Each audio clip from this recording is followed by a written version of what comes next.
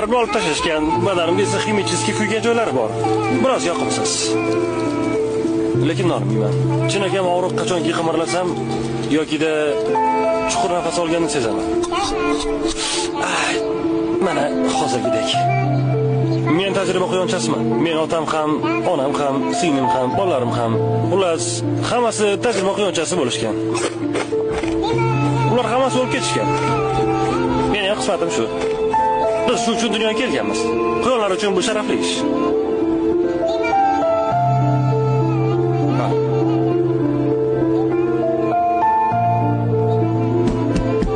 Hayır. İşim boshlandi.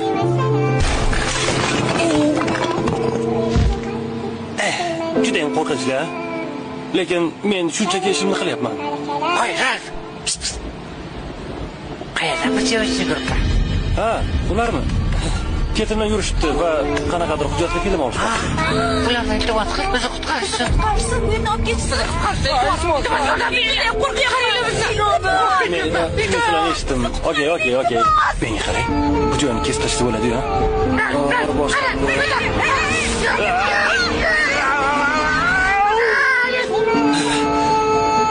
Nima demoqchi edim? Sizlarga murojaatim hayvonlarga Shunga qarasangiz. To'g'ri turib. Ha, uzr.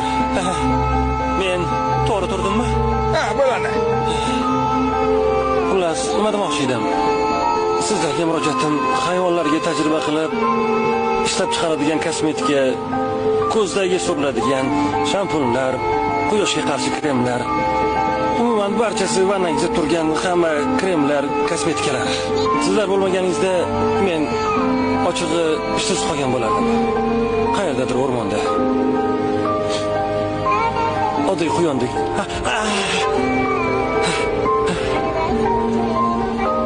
Hammasi zo'r.